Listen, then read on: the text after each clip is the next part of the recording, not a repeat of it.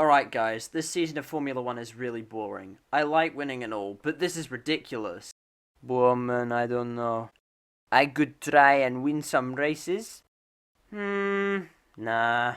What about me? Yeah, well, you can try, I guess. I have an idea.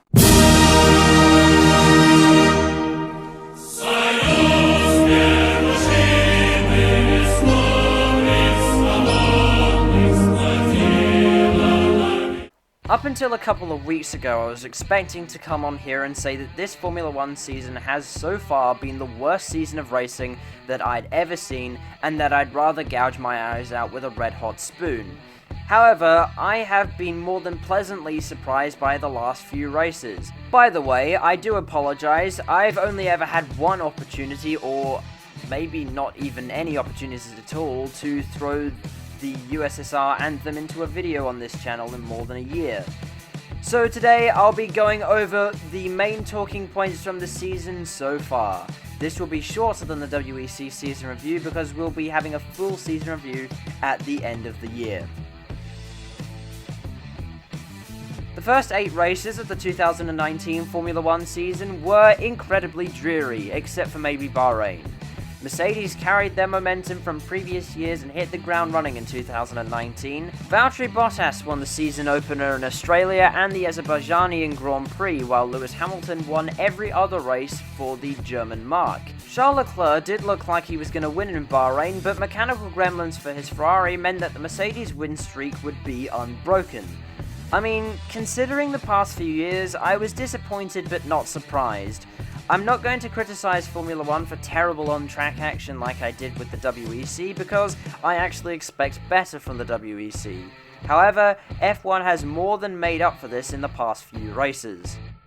Do you guys remember when we all said how bad the McLaren Honda F1 cars were from a few years back? And do you remember how bad we said the Williams F1 car was from last year? Well, Williams has stooped to a new low. Williams took on 2 new drivers for the new season. Robert Kubica returned to Formula 1 after 8 years away from the sport. Young gun George Russell also moved up from F2. However, by the midpoint of the season, Williams has scored 1 solitary point, which was scored by Robert Kubica at the German Grand Prix. They are 25 points behind Haas in the Constructors' Championship. Robert Kubica has equaled the number of points scored by Antonio Giovinazzi, however is still 7 points adrift of Romain Grosjean. Our expectations were low, but oh my god! Several years now, Lewis Hamilton has pretty much been the undisputed fastest driver in the field. Arguably, that may be more in part due to his car, but even still has decisively beaten his teammates and rivals. However, for the first time, Max Verstappen has shown that he is able to dominate a race in a Hamilton-esque fashion, and that he is possibly the fastest driver in the field. Max Verstappen has been able to take 2 race victories thus far in Austria and in Germany. In Austria, he was able to pull off an astonishing recovery drive and was able to pass Charles Leclerc for the lead of the race. In Germany, he commanded a rain-soaked race almost from start to finish and took victory. In Hungary, he finished second after dominating most of the race. He lost out due to a strategy call. Max Verstappen really has driven brilliantly this season and currently sits 3rd in the Drivers' Championship, only 7 points adrift of Valtteri Bottas. Say what you will about Max Verstappen, whether you hate him or are a fangirl who occasionally writes Formula E articles for an awesome weekly motorsport podcast, you have to admit he is brilliant.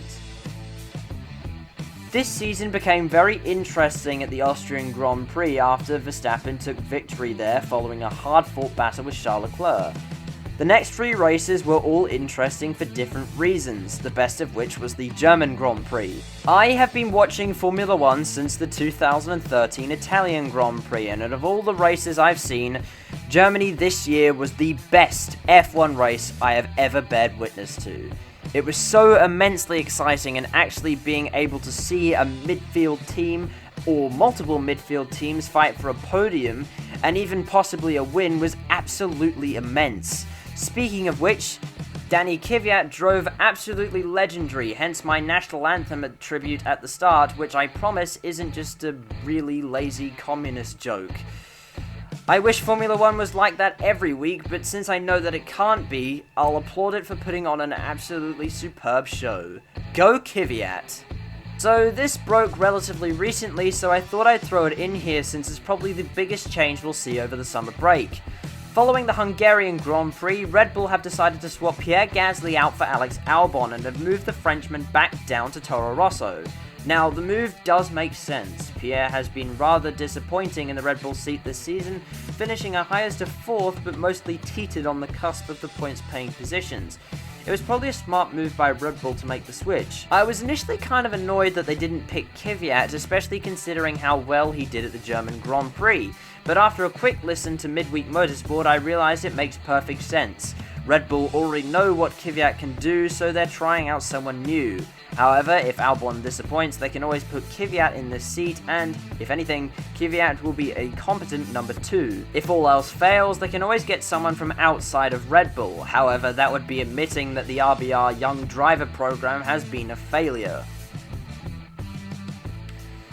So what do I think of this season so far? Well, it's basically Lewis Hamilton's championship to lose now, and I really don't see him actually losing this one. However, the races after the French Grand Prix have been really entertaining, and I'm really hoping for more of the same action. Perhaps this will be a season we simply enjoy race by race, and not the grand scale of the championship.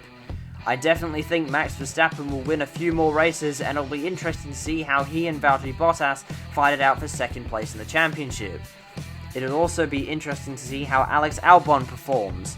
Before the Austrian Grand Prix, I was expecting to come on and talk about how I've hated this season. For the first time in a long time, I actually can't wait for the Belgian Grand Prix. Oh great, now I feel like one of those Formula 1 fans that posts memes like, Day 2 without Formula 1. I wish Thanos would come along and snap me out of existence because I can't live with the void that Formula 1's absence has left in my aching heart. Also, Williams sucks. Also, thank you very much to F1 Weekends for helping put this video together. I really appreciate your help. Thank you very much. Go check him out.